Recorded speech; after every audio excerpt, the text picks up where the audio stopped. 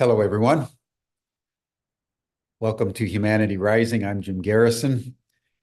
We are embarking on our second of 5 programs today on urgent self-care in urgent times, something that is of seminal value for all of us to consider during this historical moment. Before we dive into this program, I want to take a few minutes to continue our ongoing witnessing of the genocide in Gaza. I had mentioned several days ago that I wanted to start a meditation on the current situation from the point of view of the history of Hamas, so that we can more fully understand both the events around October 7th when Hamas launched that extraordinary attack on Israel, and so that we can understand the magnitude of what is taking place in Gaza today as we all hold our breath, wondering what the Israelis are going to do to the 1.5 million Palestinians that are crowded into Rafah along the Egyptian border. The U.S. had an about-face late yesterday after stating that it was going to oppose any UN resolution in the Security Council having to do with a ceasefire. And then all of a sudden, the U.S. said that it would be bringing to the Security Council a resolution for a temporary ceasefire, as the public opinion around the world and increasing number of nations urgently call for a cessation of the violence against the Palestinians. I want to take a moment or two today to talk about what the Israelis are doing within the context of what is known as settler colonialism. It's very important that we not condemn the Jews for what is happening. We hold accountable the nation state of Israel. And that's very important because what the Israelis are doing is not unique. Settler colonialism has been a policy of expansionist nations from time immemorial. People have often been dislocated and forced into migrations because of a variety of political factors, including invasion. So what we're witnessing is horrendous. It is genocide, but it is not unique. The Israelis are simply doing what nations have done for a very long time. And now, in the glare of 24/7 television broadcasting. It's worth noting that one of the most dramatic examples of settler colonialism has been the formation of the United States of America. And I want to talk about that today very briefly, so topically, because it's not coincidental or unexplainable that the U.S. is the willing executioner of Israel. Israel, in fact, learned from the United States how to transact settler colonialism. The early Zionists came to the United States to find out how you do this. And they found a treasure trove of history and information and policies and strategies for how an expansionist people subordinate, decimate, and commit genocide against a conquered people. This is the only term that can describe what the United States did against the Native American people. And I want to tease out just one story out of thousands, but it exemplifies what settler colonialism is and demonstrates what Israel is doing in a way that we can more easily understand the context within which a group like Hamas emerges. When the Europeans first came to North America in the early part of the 17th century, remembering that the Pilgrims came around 1620, now, the British were already at work in Canada, and the French fighting the Indians, fighting the Native Americans. And even though there was a short 50-year tranquility right around Massachusetts, that was not characteristic of the way the Europeans came into North America. Like the Spanish in Mexico and in Peru and in Latin America, they came as conquistadors. They came to exploit, to conquer, and to settle the land. In 1763, the British, having started to push all the Native Americans to the west from the east coast of Canada and North America, proclaimed in the proclamation of 1763 that starting then, all the Native Americans had to be pushed west of the Appalachian Mountains, but they could have a safe haven between the Appalachians and the Mississippi River. And that seemed prudent because at that time, the Appalachian Mountains seemed a very long way to the west. Then the Revolutionary War happened, although it's worth noting that George Washington was a famous Indian fighter, as they called him, and was known among the Iroquois as the village hunter. He was ferocious in his tactics to eradicate native tribes. And there was no real consciousness in the founding of the United States in the late 1770s and early 1780s about any equality for the Native Americans. When Thomas Jefferson wrote the Declaration of Independence, it was life, liberty, and the pursuit of happiness, basically for white people, specifically white men. There was no consciousness that these savages, as they were referred to, had any rights at all in the United States. So that most of the native tribes went to the west and then went to the south. And then in 1828, there was the discovery of gold in the state of Georgia in the American South.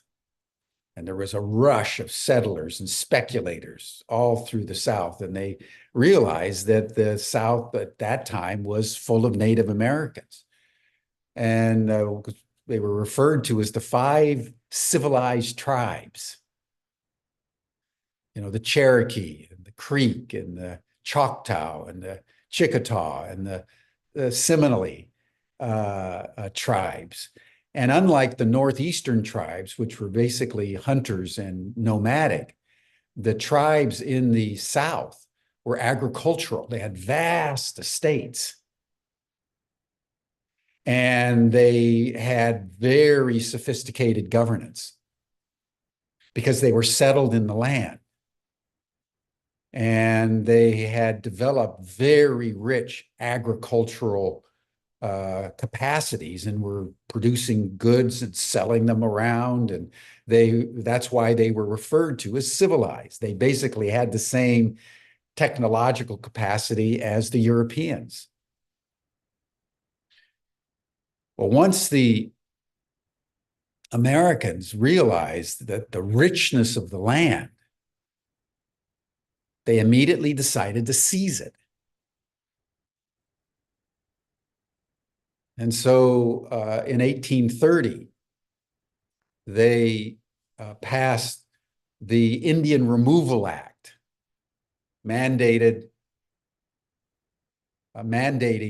that the president, which was Andrew Jackson at the time, negotiate treaties and move all the Native Americans west of the Mississippi to the state of Oklahoma. And they didn't want to move. So to make a long story very, very short, they were coerced. And upwards of 100,000 Native Americans from not only the 5 major tribes, but dozens of smaller tribes were forcibly moved by sea and over land to what was then a wasteland of Oklahoma. And it was out of this narrative that history has come to know the Trail of Tears, as the Cherokee Nation, uprooted from the wealth of the land, was forced to move under duress and active coercion to the West and then settle in Oklahoma, but only temporarily, because at some point later in the 1860s and 70s, the United States moved to the West as it moved from sea to shining sea. That genocide against the Cherokee and the Choctaw and the Chickasaw, etc., had 3 fundamental characteristics which are very important to understand when we think of settler colonialism. One, an invading group with superior technology. Number 2, in contrast to simple colonialism, which forces the native populations to trade and accept colonial rule, but not very many settlers. Settler colonialism is when the people coming in want the land and they want to settle. So the only thing that can be done is genocide against the native peoples. You either push them out or you kill them off. And it's generally a combination of that characterizes settler colonialism. Some are displaced, the rest are killed. And that's what you see with the Native Americans in the United States. And of course, what you're seeing with the Palestinians in Israel. The first attempt was to expel as many Palestinians as you can, and then to kill the rest of them off as systematically as you can, which will become apparent when I tell the story starting tomorrow of the origins of Hamas. The third characteristic of settler colonialism is this notion of manifest destiny, of special providence, of the divine right of this people to expel the subordinate people as in some way part of divinely sanctioned justice for who they are as special. And that, of course, characterized the United States until the present day, for it still treats the native populations as subordinate individuals with essentially no rights, even in a contemporary United States. Native American children are still taken from their homes. There's still a deliberate policy of exploitation, right of eminent domain, and deliberate malnourishment and malpractice against the native peoples. So again, the point that I want to make, so that we're holding the genocide in Gaza within a larger framework, is that what the Israelis are doing is not an exception. It's just happening at a moment in history where people around the world are watching it live.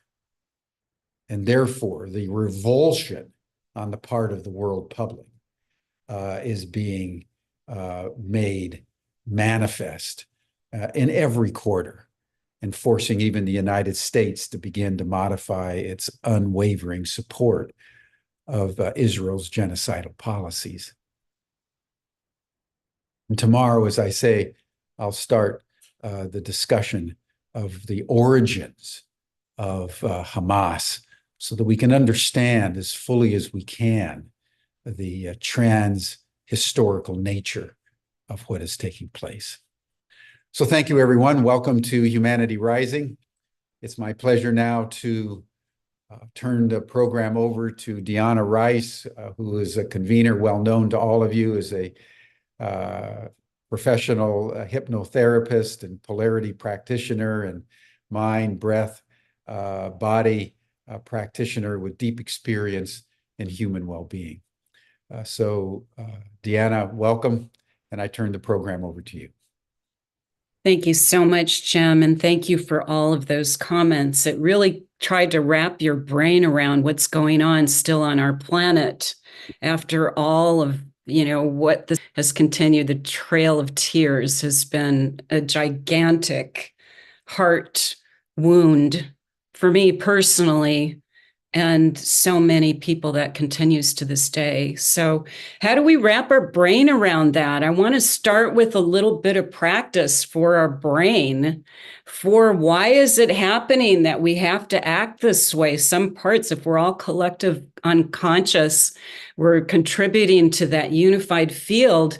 How can we reverse some of this instinctual stuff with the reptilian brain to conquer and take control, instead of coming into a gentle place of receptivity, community, diversity, that we all have a voice in our world and how we want to create it?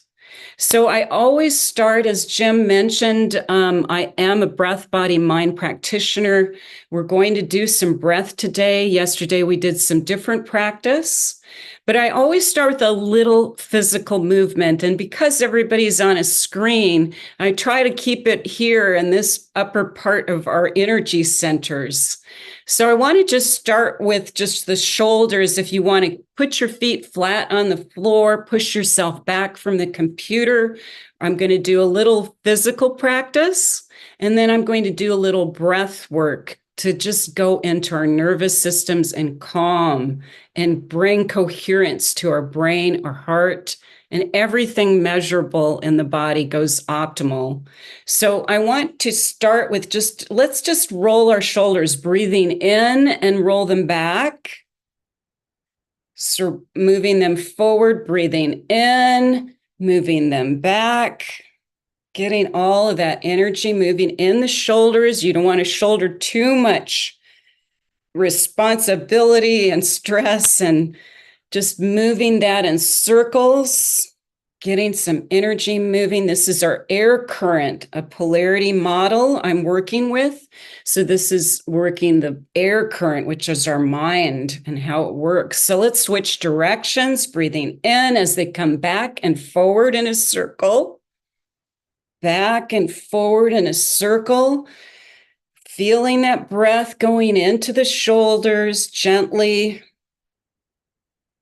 Beautiful. And let's just get our neck moving, relax, and let's just play a little bit. I'm such a play advocate. Let's pretend our nose is a pencil and we're just going to draw an infinity sign just on its horizontal, moving the head on an infinity sign, getting some of that cerebral spinal fluid moving in the back of our brain, down the spinal cord, feeling that energy. Taking a nice deep breath in and open up your jaw and make a gentle sound, ha. Again, breathing in, nice deep breath. Opening the jaw and release, ha. We always want to make sound in our self-expression throat energy center. This is also where grief resides. So we know, listening to Jim's opening, it is a grieving process we are all going through. This is a way to come into relationship, and how your body, your interoception, how you take in all that sensory is releasing that and coming into a balanced state. The next thing I want to do is work with our hands. I just want you to open your hands and close them and stretch your fingers as far as you can.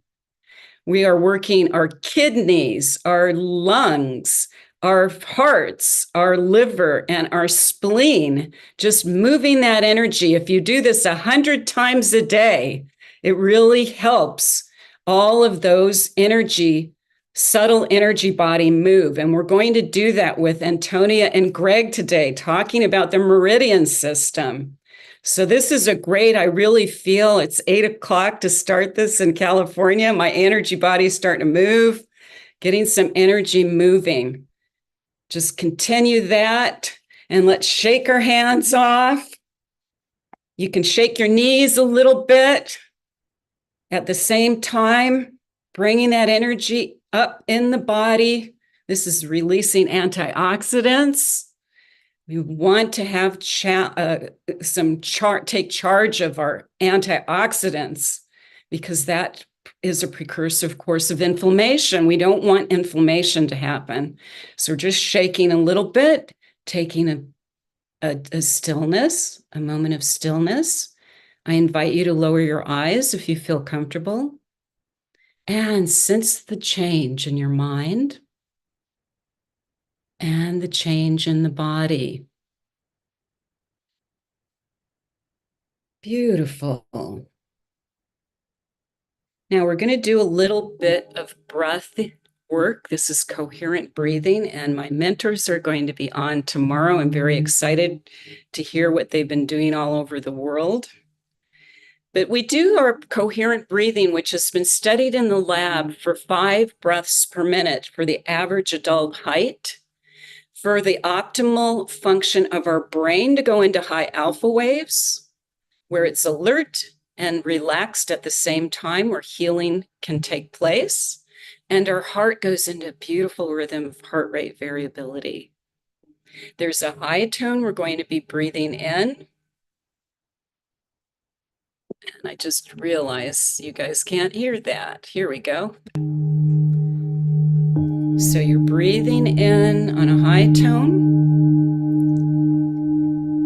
and you're breathing out on a low tone. We can do this with an actual movement. It's called painting the waterfall. You breathe in as you raise your wrists up, and breathe out as your wrist lead down.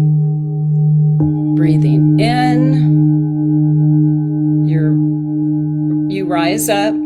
Breathing out, you paint the waterfall down. Breathing in, breathing out. Breathing in, breathing out. Beautiful. Now rest your hands and imagine that you're on a beach and a wave is washing up you as you breathe in. And as you breathe out, the wave washes down, cleansing. Breathing in, the wave is washing up the body. Breathing out, the wave washes down. Now let's use our imaginations. Imagine the wave inside of you as you breathe in. And as you breathe out, the wave washes down the balls of the feet, K1 point. You're letting go. Breathing in new energy within the body. And breathing out, letting go what no longer serves you. Breathing in new energy, invigorating every cell in the body. Breathing out, letting go of toxins, anything you no longer use. One more time, breathing in and breathing out. I want to do one circuit. Let's do something for our heart. Breathing in the left arm up to the heart and breathing out the right arm, right palm. Breathing in, right palm, right arm, up to the heart. Feel it expand the field of your heart. Love and compassion as you let go left arm. Breathing in, left palm, left arm, up to your heart as it expands its field. And breathing out the right arm, right palm. One more time, breathing in, the right palm, right arm, up to your heart. And breathing out, left arm, left palm. Beautiful. Now let your breath go whichever rhythm it wants. You can lower your eyes again and feel any change in the mind, any change in the body.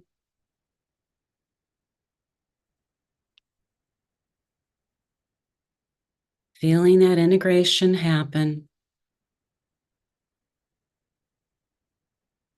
Beautiful.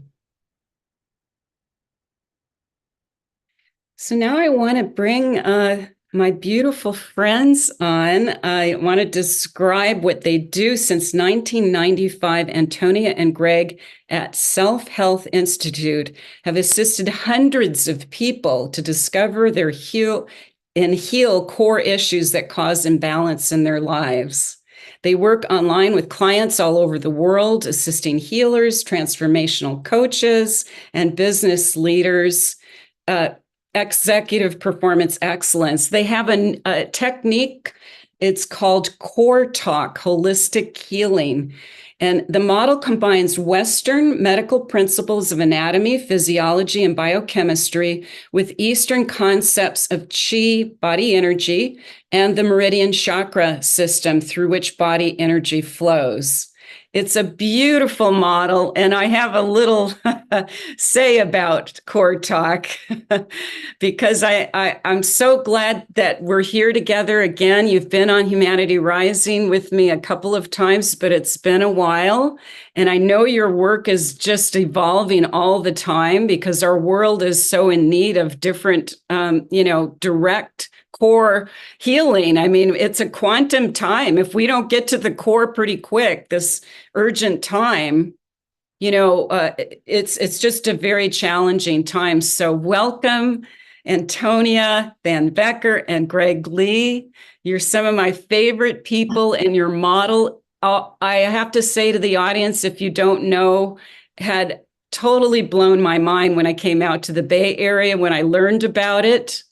It was just like I had to really process all that you do and how quickly you get to the core. And that's why I suggested this is like core talk when we first. You did. That's right. You helped us. You named it. So I gave you your branding. Yes. Love that. Welcome. Thank you so much. To Thanks see for having us, sweetie. Yeah. So I want to get in dialogue with people this week because I think people learn so much more when energy practitioners talk to each other. And even though you guys have great programs, and I know, Greg, you mentioned that you're going to give a gift to everyone after our talk. So we'll just kind of segue in. What's going on with, I know, the fight or flight response for everybody. And I know that you've worked a lot with this right now with all of your clients around the world. So can you share a little bit about what happens to our energy body with fight or flight? What happens to the subtle energy body? What happens to our physiology? How do we hold it? I know Greg is an amazing Lomi massage therapist, and Antonio, you're an amazing author. You guys have so much great combination for your work to bring to the world. So just curious about that fight or flight. What's going on? Yeah, well, what we found is amazing. And thank you for our beautiful discussions and friendships over the years. It's just been a wonderful thing. And, it contains kind of the solution. Friendship and connection and love is the solution for this huge problem in the world that is so many people are in fight and flight all the time and they don't even know it. Right. I mean, I was going into fight and flight just listening to Jim talking, and when you think of like in the middle of the night or whatever, you think of all the things happening around the world and the different genocides and the different, harassment and everything that's going on. It is so easy for us to bring up that massive fear. And that's what it is. It's the massive fear that brings up, right? Fight, flight, freeze, or fawn. Now, I love someone's added a fourth F, and that is really the things that we go to. And fawning is a way of dealing with it also. Like, I agree, you're right. You accept whatever someone comes up with because it's safer than going against what they say. Right. And all of this is to protect ourselves. It's a protection mechanism from the fear, the aggression, the violence that exists in the world. And basically what our body does is has an entire molecular chemical response to that fear that we feel, that response to the violence coming at us. Well, and just to kind of bring the reality of what we really do, nobody wants to be in this state. So our strategy is ignore it. Our strategy is when we're in relationship in our day with people, we don't want to have this kind of transmutation of what's happened in the past coming into the conversation. So our strategy from the time we're little and when we go into fight and flight from adverse experiences that happen is to create this way of ignoring it or to be kind of invisible when it comes to what's coming at us. So we learn that strategy over time and we take it into adulthood. And as things mimic that feeling that we had when we were young, we have the outer appearance of, I'm okay, I'm not going to react to this because I'm an adult and I've learned how to cope with things. The problem with that is that our body doesn't do that.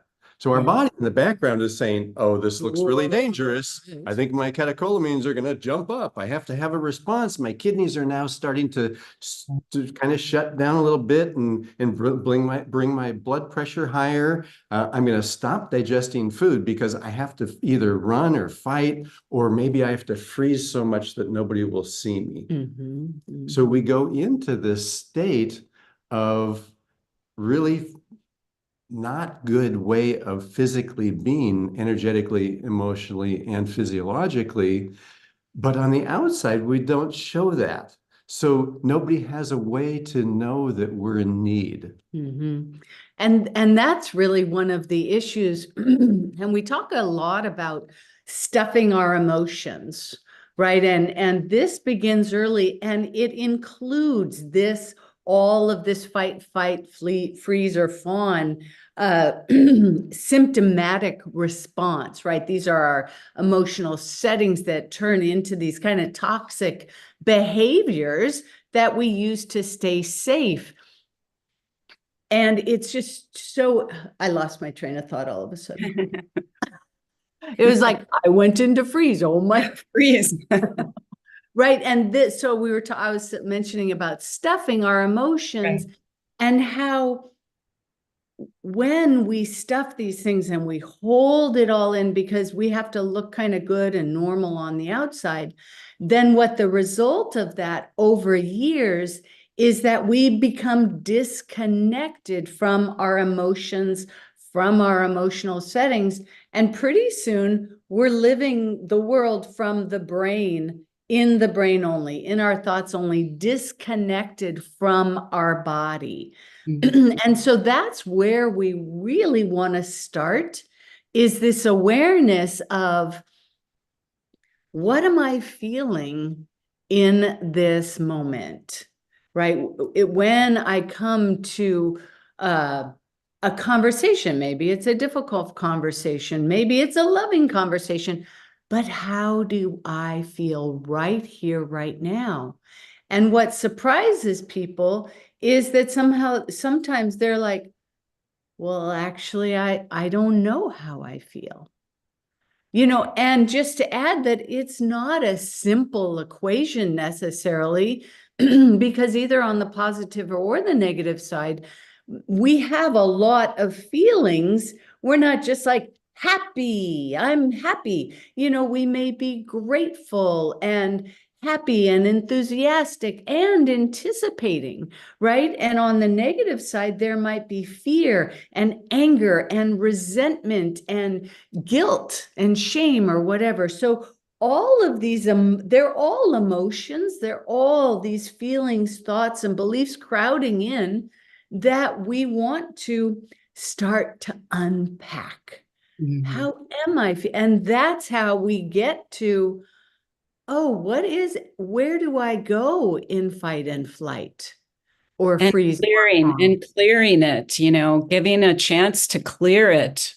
Yes. Those yes. chronic patterns that are physiologically controlling, and then the subconscious mind, not to mention that under the hood, what's really happening with patterns that have happened for, your whole lifespan. When someone yelled at you when you're 4 years old, it's still holding patterns, right? So what is the thing about chronic stress and how to unpack that? Right. That you really have witnessed in your work?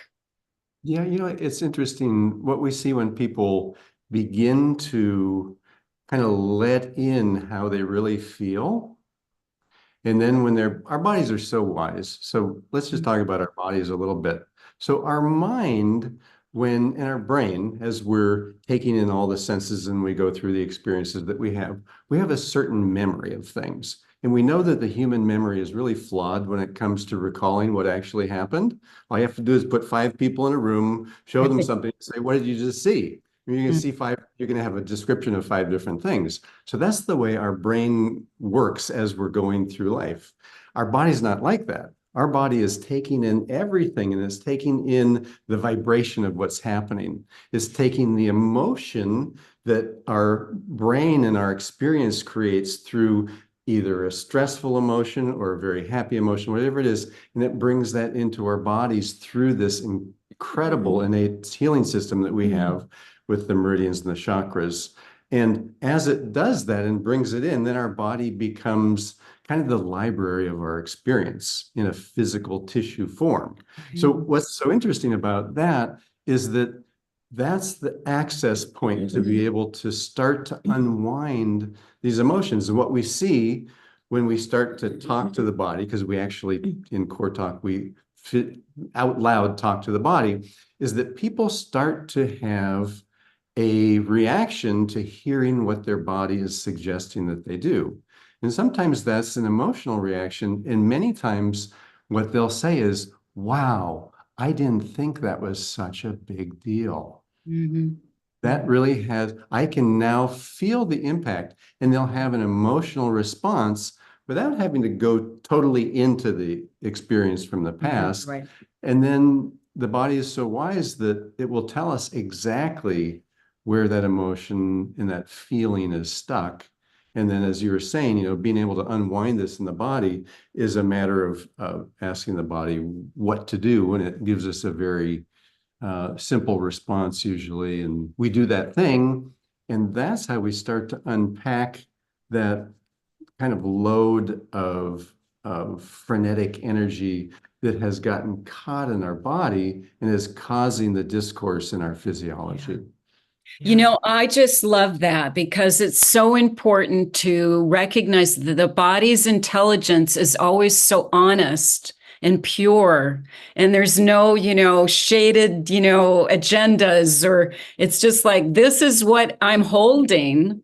Mhm. And, connecting to that information is so powerful for each individual and so important for self-care.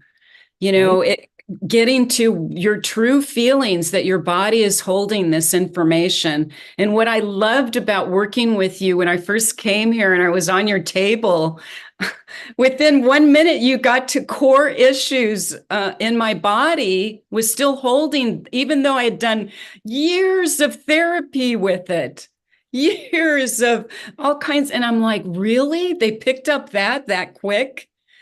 So my body needed that, affirmation, here it is. It's still here, Dehanna. The energy's still here of that incident that happened when you were 5. Yeah.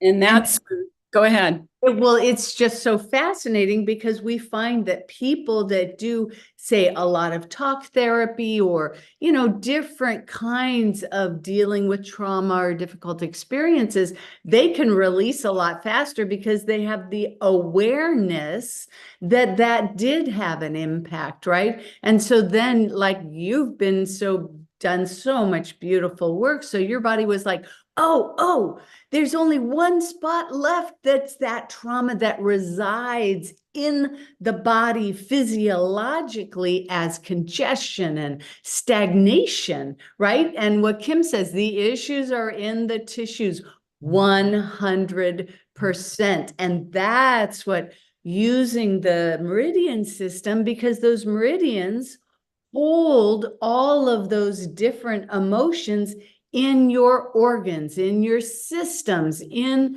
the actual energetic pieces, energetically influencing all those systems and bones and organs in your body to react in a certain way. And that's where the fight and flight, and we had talked about maybe doing a group demo. We'll see if we have time, but really looking at the bladder and the kidney meridian, because the bladder is what holds that terror. It is what holds that deep, deep fear. And then the kidney, which is the other side of that pair of meridian, is really about the shame and the humiliation that of what is coming at us if someone is shaming us or making fun of us or we're embarrassed, right? Whereas the bladder is all about that terror. Oh my God, I'm gonna die, or this relationship is gonna die, or I'm gonna lose my life situation. It's not just physical death, but it's death of a lot of different things. Yeah, I mean, I held my sister pushed me into a pool when I was 5 years old in the deep end, and I didn't know how to swim yet. And I remember sinking to the bottom, and I'm like, I'm going to die down here, And then she pulled me out and laughed. It was like exactly what you just described, but I could feel it in my body for years when I even thought of that floating to the bottom. But also it instigated me learning how to swim. Right? It's like, you know what? I am not going to have that happen ever again. And I was just a little girl. I'm like, I learned to swim really quick after that experience. Right? And that's the beauty of the meridians, and the power and strength of using this innate healing system, this innate energetic system, because on one, all of the meridians, energy has that bandwidth of different possibilities. So on the not optimal end of the usage of that meridian and the energetic side of bladder meridian is terror. And is that freezing or that fighting or whatever response is on one end. On the other end is courage, and is the ability to take action because that's what you want to do. That's where you're going. And so in our work, we may find people more at the unoptimal end of the energetics of the bladder meridian. And as you clear away and clear out the congestion in that meridian and throughout your body, then your place on that, continuum of the meridian goes more and more towards optimal, right? Towards beautiful homeostasis, which is right in the middle, because we actually need the ability to jump into fight if we need to jump into fight, right? We need the full scope of that meridian in order to deal with every day and to bring up humor, to think fast, so that, because freezes our mind too, right? Not just our body, but we're like, oh, why didn't I say that? Why didn't I have that catchy comeback that I always wanted to say, right? It operates on so many different levels that we want to have that entire continuum at our service so that we can disrupt that fight with humor instead of with our fists, right? So there's so many different ways. I love that humor. Get some play going on in the body. And just let me, just for the audience to know that what you just mentioned, Antonia, about the full spectrum of the way that these partnered meridians work. And I've done this with clients after I learned your method, and they were like, I've been in therapy for years, and this, I feel, totally shifted my energy around issues that used to upset me just by tracing the meridians and clearing it with certain affirmations and focusing on where your mindset is in relationship to the energy body itself. It's so powerful. And the thing that I love about it, and I do it at night to clear my system from, and of course, we're going to talk about pendulums, how we learn how to dialogue with your body.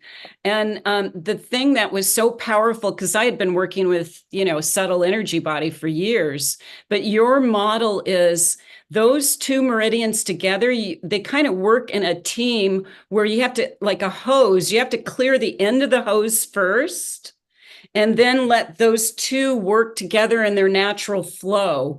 And that's the power of your methodology. I was like, that is energetically clearing things that people have been gestating and talking about and traumatized about. It's the end of that little, tube. That's the connector. Can you talk? I don't even know how to describe it. Yeah, so let's just talk a little bit about meridians, because so there's 6 different pairs of meridians, and then the 7th is the governing central. So these pairs of meridians, they carry emotions, they bring them into your body. They govern systems in your body. They bring energy to specific organs, like the bladder meridian brings energy to the bladder organ. And the thing that's really cool is they also govern muscle movement and muscle settings and how the muscles are reacting in your life and the positions that they take.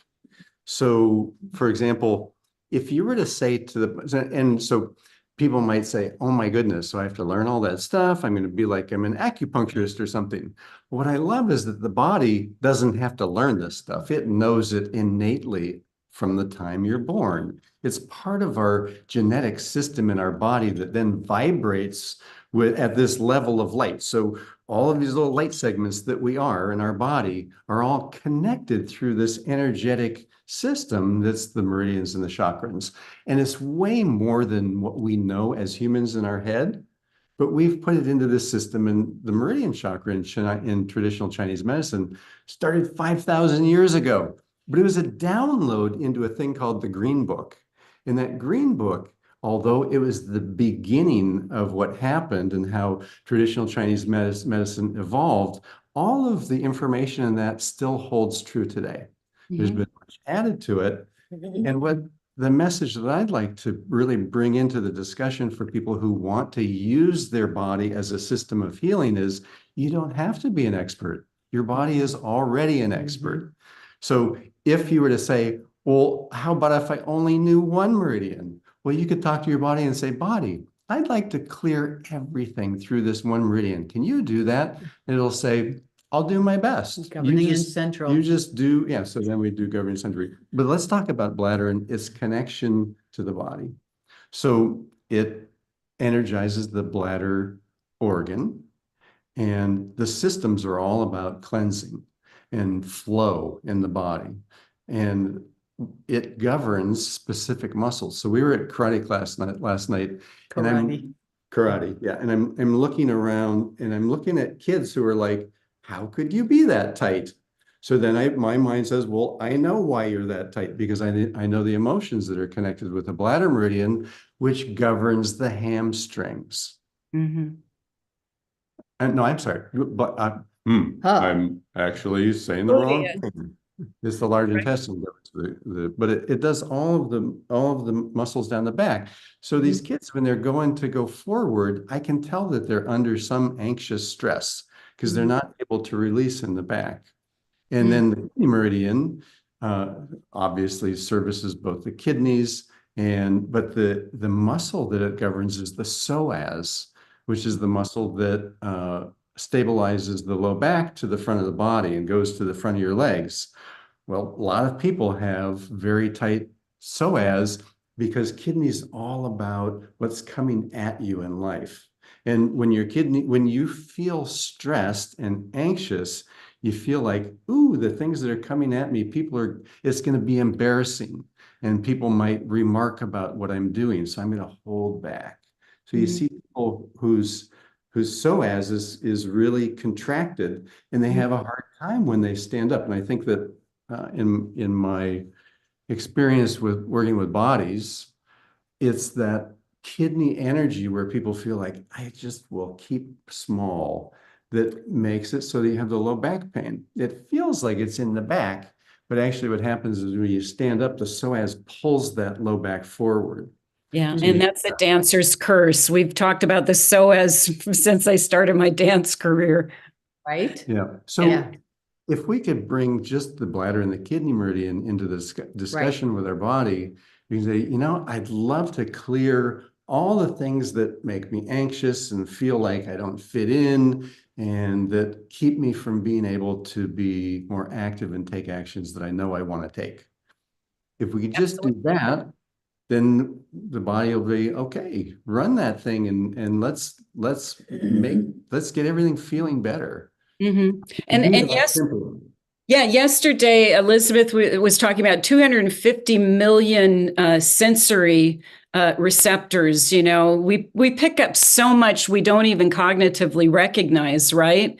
So and the beauty of bladder and kidney is the kidney's like the front sensory, it moves down the body, right, in the front, and then the bladder's more motor currents and motor energy that moves down the back of us. So they kind of like sandwich the body, right? It's like a little cocoon of that energy and the way we perceive life.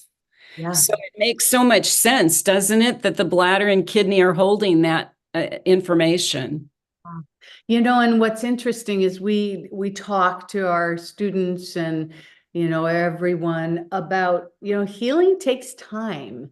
So it's just so interesting how some things we can heal just like that, and we had a client who was intubated in ICU, heart issues, just this weekend. And we did some sessions on him. He's a kid, a young man. And suddenly he went from very little to almost no heart function to full function after 24 hours, 2 sessions. So sometimes we can have this beautiful, almost spontaneous healing, right? And then other times, because of this layer of feelings, thoughts, and beliefs and different experiences, it takes time to uncover and reveal to ourselves all that has gone into that wounding. Because many times when that trauma is deep, our body is like, and disassociation, we call it splitting out. Our body is saying, I'm not going to reveal this to you because it's too much. This is too difficult. This is too much. And if you move forward, you start and you show me that you're ready to see this, I will reveal what is next to be healed. Right? So some healing can take time. Sometimes we can have a beautiful, massive transformation, and other times it's like, now, why hasn't that healed yet? Why does this kind of stress me out still? And that's when you got to go in and keep asking the body, what is it that I'm not seeing yet? Right. And maybe it's other psychic manipulations. Maybe it's we went into shock. Maybe we split out with this disassociation, right? So that we have to bring that energy back into ourselves. So we're complicated, right? But what we can do is get started with this beautiful healing through the meridian. And as we do that, the body will reveal more and more. Right. I totally agree in my work as well. It's uncovering when you're ready what you need to do in order to get in alignment or to unwind. Or that's why I love unwinding the body first. Just get the body moving a little bit. So the body's like, oh, okay, you have an intention here. You want to do something that's good for you. And I'm just saying, release, release, release. So I know that we had talked about maybe doing a group healing for everybody. I'm wondering if we could do that. We're up on the hour already. So I just like to do something for the audience because we could talk about this stuff. I mean, I'm just fascinated by it every time I talk to you guys about your work. So what do we got? Do we have like 2 or 3 minutes or? No, we have 15 minutes. So I want to make sure that you talk about, what your programs are all about. You're going to give a gift. We talked a little bit about that, and just the luminosity body. What is that? I mean, people are like, that we can really actually make relationship to the luminous body with this type of work. And what does that mean? Yeah.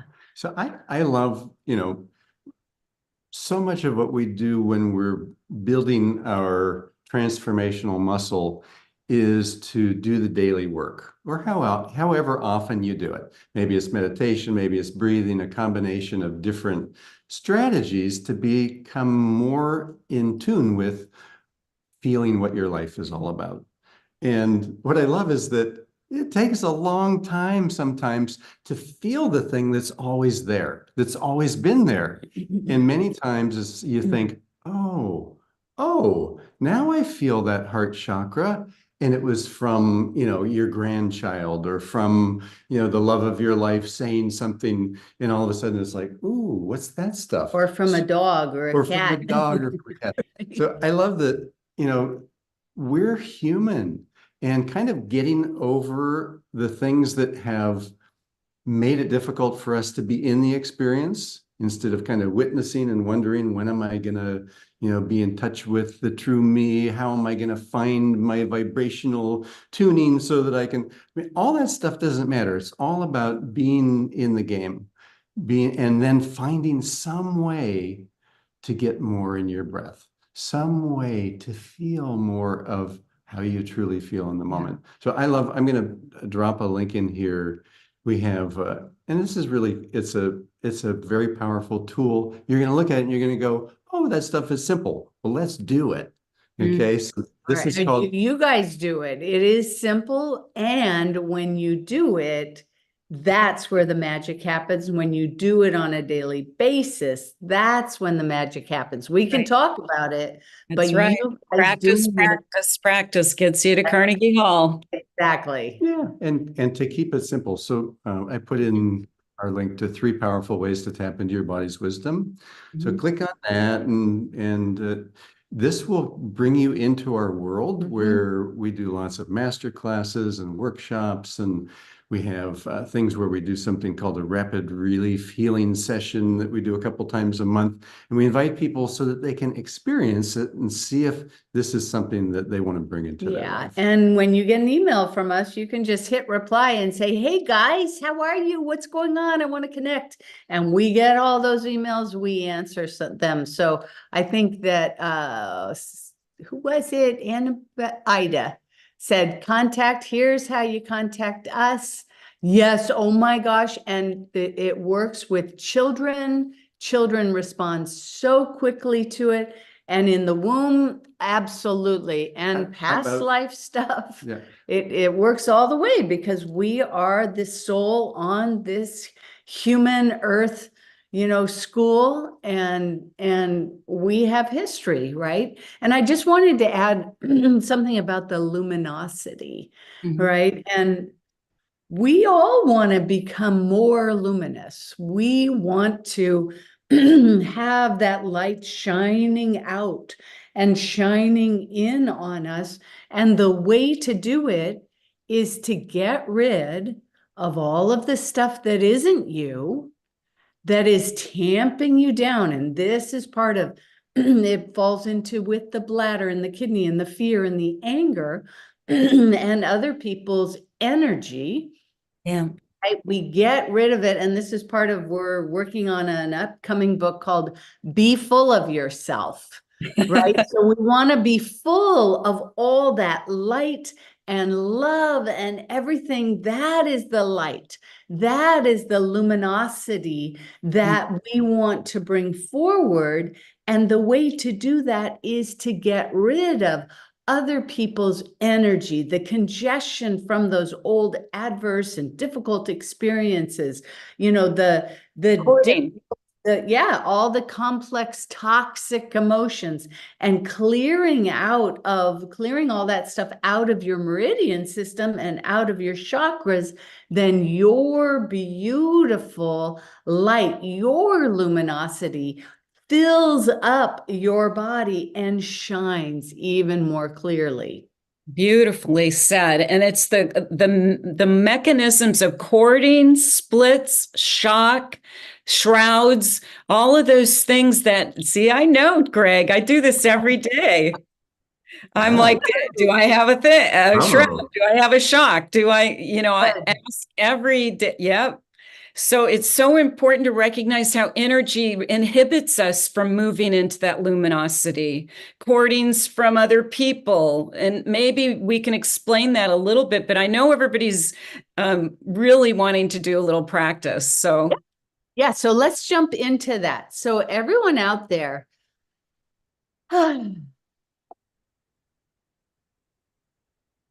right now in your body, what is it? What emotion? If you look at your day and all the things that you want to do, how you want to feel, that vision and the dream that you have, take a deep breath into that.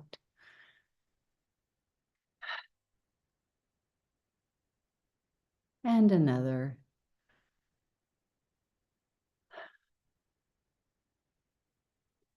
And feel, and I just wrote this up for our people, take that thinking, I don't know where you feel you're thinking, maybe it's around your eyes, take that thinking consciousness and bring it into your heart. Literally drop your consciousness into your heart and breathe there for a moment.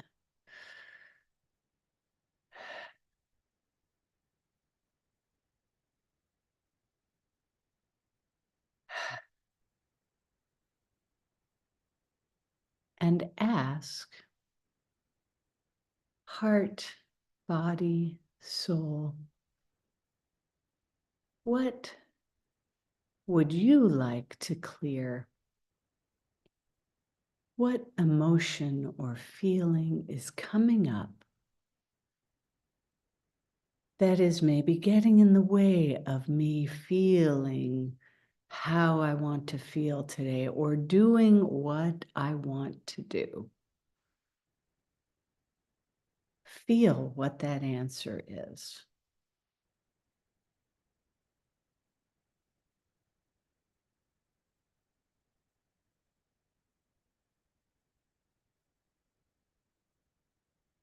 And when you have that answer, put it in the chat so that we can clear it out of your body. This is really, judgment. I love that, Clarice. This is really an important part of this process because we're going to ask your body how it wants to clear this. And these are really good. Oh, judgment, sadness, anger, sadness, sadness. Belief, grief, defeat. Hi, Anne. Ida, rage, resentment, tension. Yep, old emotional baggage. What emotion, Jean, is under that old emotional baggage? And what's under belief? What emotion is under belief? Fear. And Maria, when you feel urgency, what is the energetic emotional feeling? Is it fear? Is it like you have to go and do something? Yeah. In that urgency. And beautiful, Jean, betrayal. That's one of our more complex emotions, right, guys? Sadness, disappointment, have to do. Maria, what is have to? What's the emotion under that have to do? Yeah, and overwhelm. Yep. What's the emotion under that feeling of overwhelm? And Roberto, what's that under justice? Anger about injustice? Fear of having that injustice? Yeah, some fear, feeling weakness. Beautiful. These are good.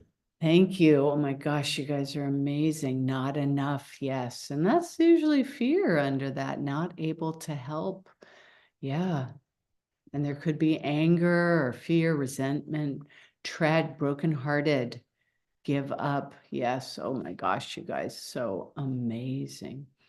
So now when Greg and I go into our clinical work. So let's just explain a little bit. That's So what I was going to do. If you guys want to, at any time, you can use whatever process you might have, muscle testing. We love to teach people with a pendulum because it's something where you can say, this thing is not in my body, so it must be, I'm not really influencing it. And you learn how to say, show me a yes, and then I'll stop it and I'll say, pendulum, show me a no.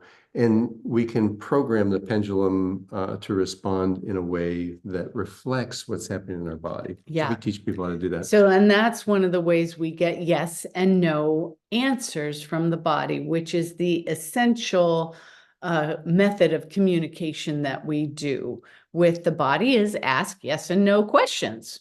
And so we teach everyone to use a pendulum to get yes and no answers. We use it ourselves, but we learned a long time ago. And so we do it different. this is how we were taught. So we use each other as a channel for other people's energy. So in this way, I'll be asking Greg a question and he will be, and if you don't have a pendulum, you can use a necklace. You can use anything hanging from a string or a chain, anything works, a key, it works, anything that you give the intention to ask to have it work.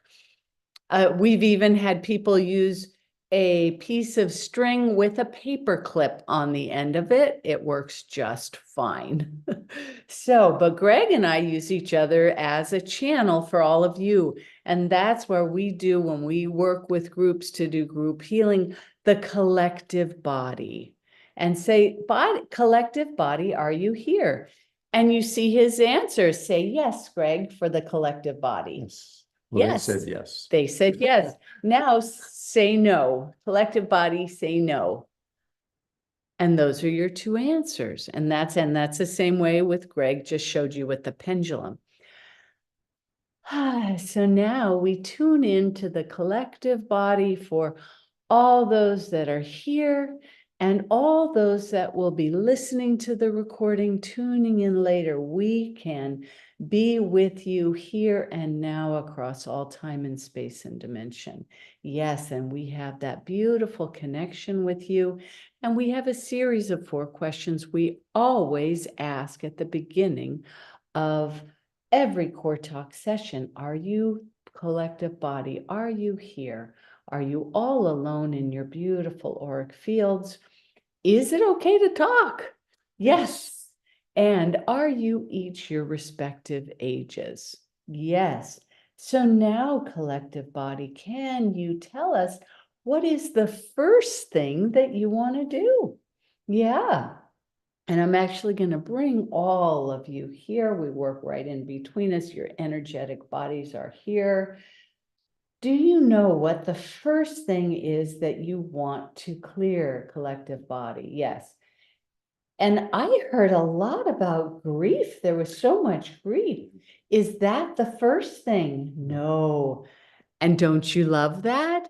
Because that's what we were talking about, that layering and complexity of the human consciousness and experience, is that yes, grief presents itself first. Why? Because it's acceptable. That is anger is not that acceptable to present outwardly.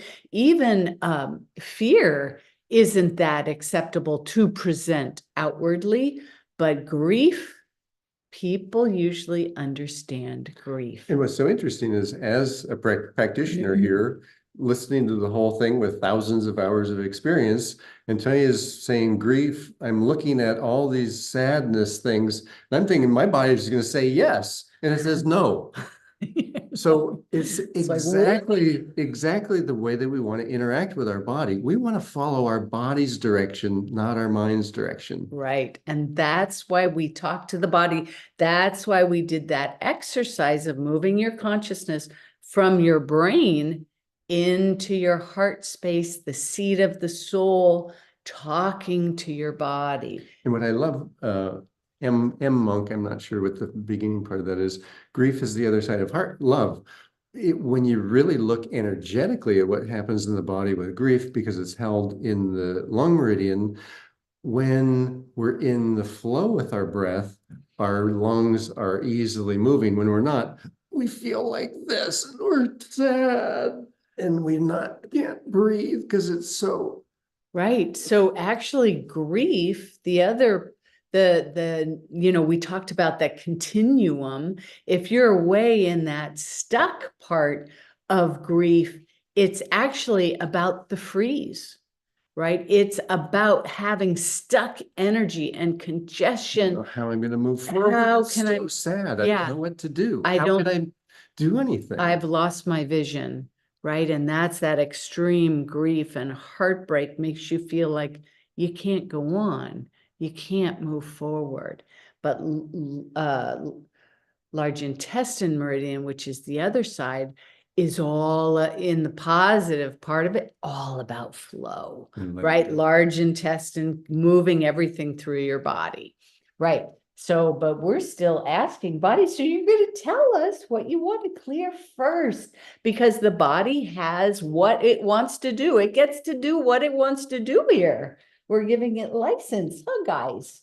Yeah. So do you want to clear fear? See, I'm shocked at that too. Is it about anger? This is about anger. Or is it about nurturing? It's about anger. Oh, Wow. whoa. A lot of anger. Are we feeling some of that? Maybe. Whoa. This is rage. Yeah. Not garden variety frustration or resentment. This is about what Jim was talking about, Yeah. about rage against the machine, against all of the systematic betrayal and this toxic behaviors of war and hate and discrimination. And that's what this rage is. And it gets to a point where it also freezes us. Yeah.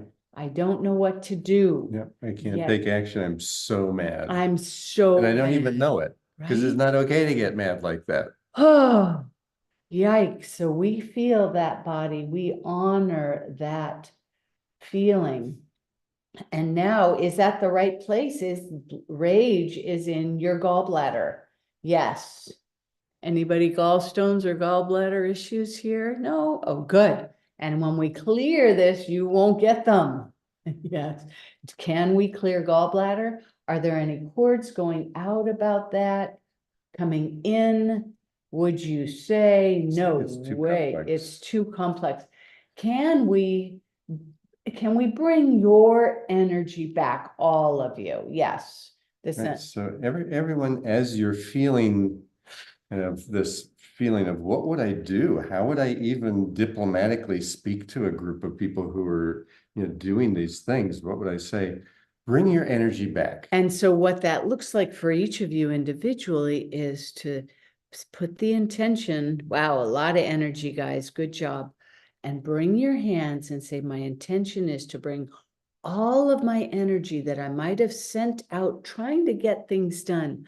I'm going to bring that back into my body. I'm going to take, and Greg's doing it here for the collective, and you can all individually at home do this. Bring it back. Oh, into your seventh chakra, your sixth. So Shannon asked, what does one do with this level of anger? You got to get it flowing in your body because then it can become action. Yeah. So we don't have to get blowing up angry, because we can start to have this energy flow in our body with the gallbladder and the liver. So that's what we're going to do right now. Yes. And then we're going to take the energy out from anyone who's trying to really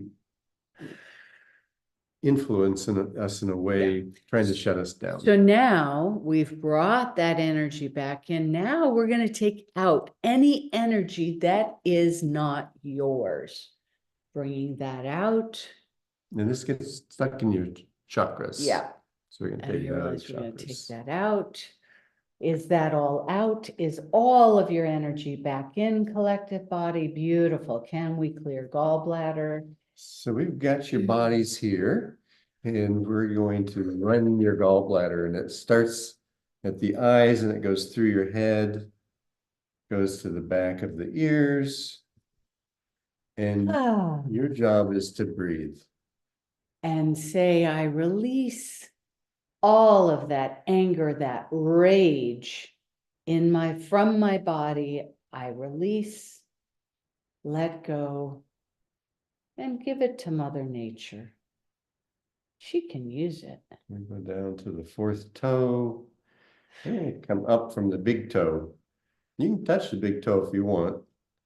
You probably have a little sore spot, most people do, on the lateral big toe. Liver one. Next to the second toe. And we come up the inside of the legs.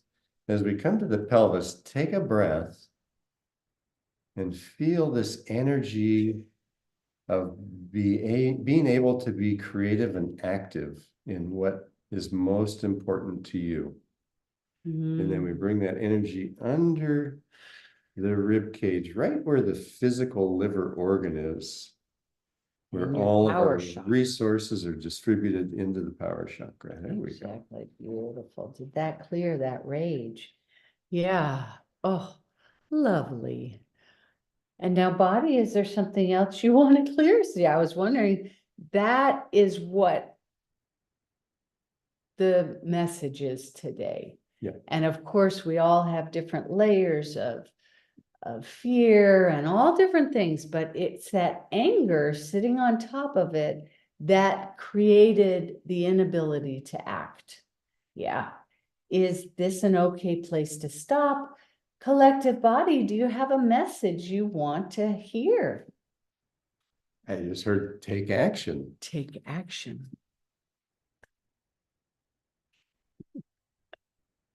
Whew.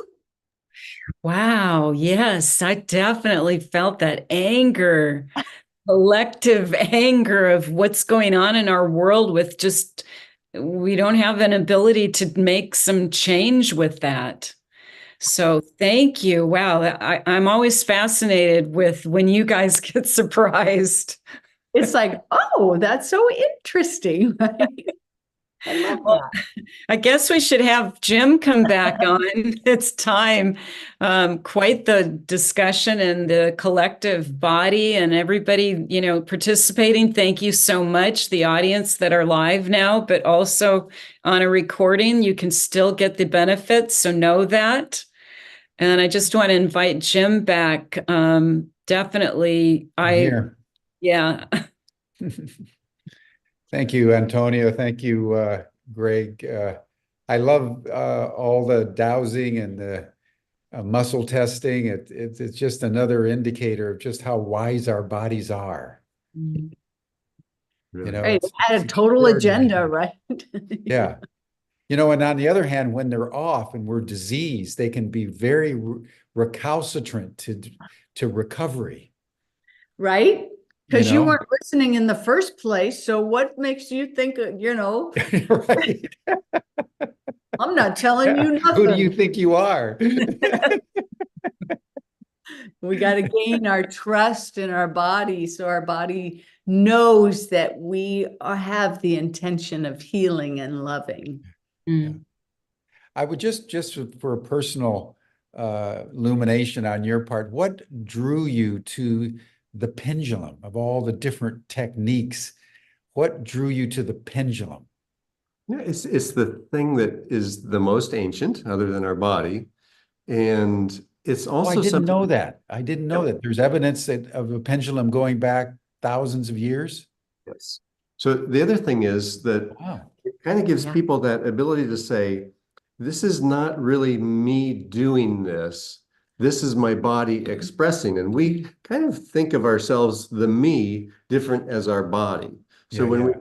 put the action and the representation of the questions that we're asking into the presence of the pendulum, then our body gets to talk. And for those who want to check it out, when you take this and you hold it out, you kind of say, oh, that looks neat. As you bring it into your body and you start to get attuned to it, you start to feel the energy of the pendulum coming into your energetic field. Yeah. So that was one of the reasons. And it's easier for people to do that than it is some of the other forms of muscle testing. Many times people will doubt, oh, am I holding it, or am I, Yeah.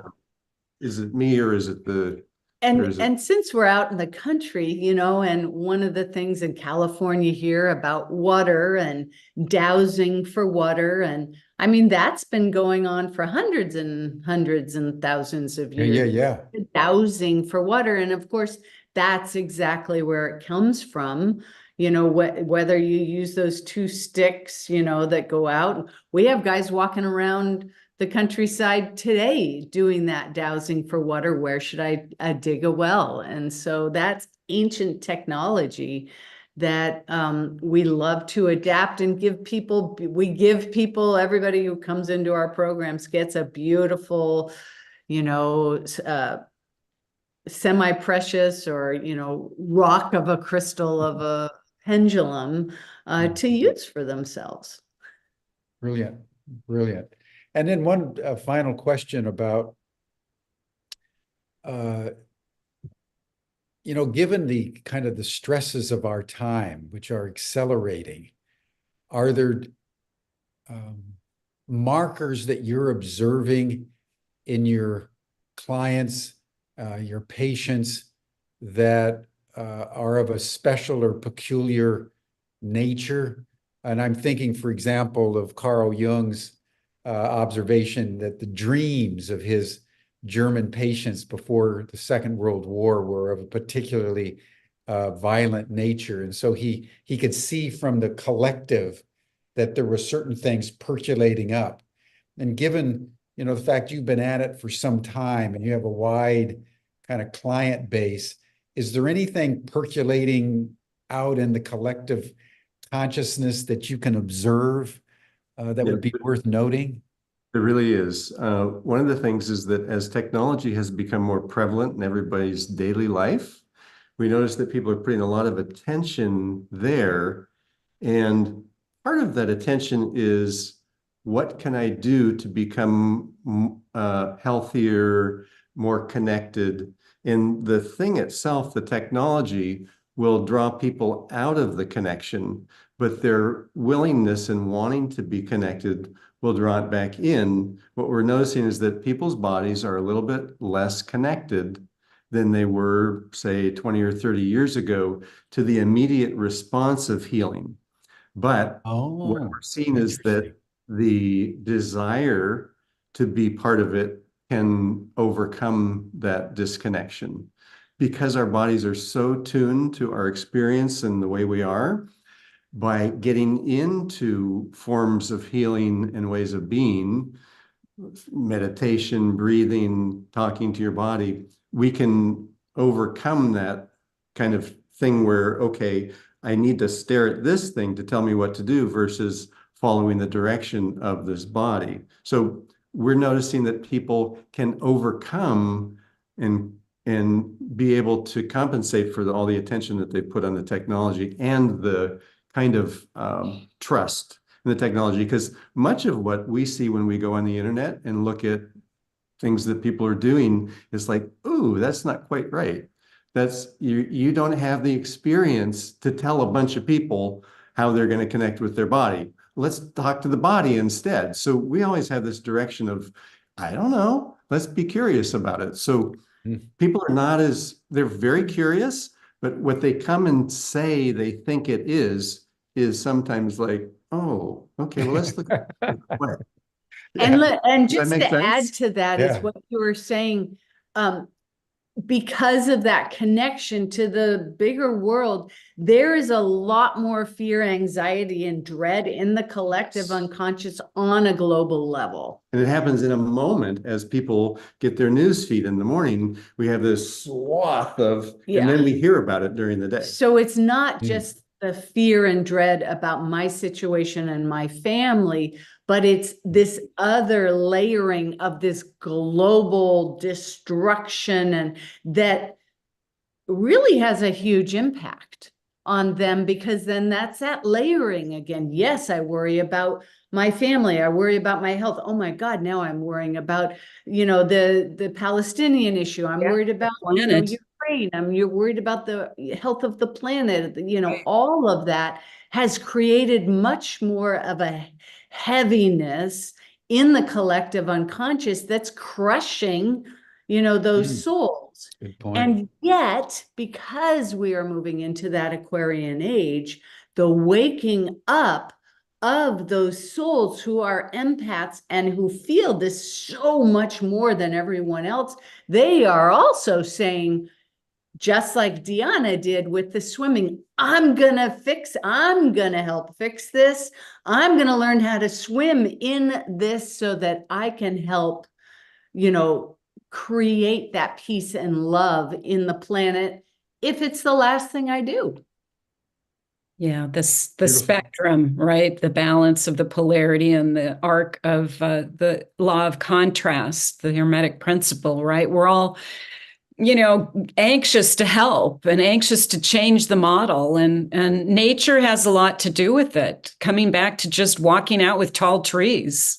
Right? Love trees. Yeah. We need the tree wisdom and the bee wisdom and, the bird wisdom. And well, I just talked with a woman in South Africa yesterday, actually, and we're going to be doing a whole week in about 6 weeks on interspecies communication and the wisdom of speaking to different kinds of species, both animal and plant. It's going to be a very interesting program. Well, Antonio and Antonia and Greg, thank you so much. And Dehanna, thank you for this session. It's just wonderful. Any final comments from any of you? Dehanna, you go. Antonia? Well, I'm always so privileged to be in your company, and thank you for that group healing. Everybody was so participatory, and thanks for the reality of the anger and the rage, because I felt that. It's so true, and the clearing is so important, what happened. So I really appreciate it. I'm grateful. And tomorrow we're going to do Breath, Body, Mind with my mentors. Doctors Richard Brown and Patricia Gerbach are coming on. They have been working all over the world in the Sudan. They're training people in Ukraine since the conflict happened. And so I'm curious what they're up to and all the different activities that are going on with their work around the world. And just continuing the dialogue. I like the discussion this week. It seems to get to more information for everybody watching. And so I'm grateful for that, Jim. Thank you for giving me this opportunity. Thank you, Dehanna. Antonia, Greg, any final comment? Yeah, I think it's just so important to get to the point of feeling what you really feel. And it's a challenge because that thing keeps us present in what our vision is. And if we're not feeling how we feel, it's really hard to go forward with our vision, because then we're in like a world that doesn't make sense. Mm-hmm. Our vision, each person is so unique, and each of our reactions and emotions and response to everything is so unique. Really honor who you are and how you feel and what's really important to you. Be here now. That's where the healing happens. That's where the love happens. That's where the transformation happens, the connection. Be right here, right now. The most ancient truth of all. Thank you. Thank you. Thank you both. Feel what you feel, folks. Thank you. Thank you, Dehanna. Thank you, everyone. That'll bring us to a close. You're all welcome to the after chat. Antonia and Greg will be joining with Dehanna. And then we'll see you all again here tomorrow for our third of 5 sessions on urgent care in urgent times. Thanks, everyone. Bye for now.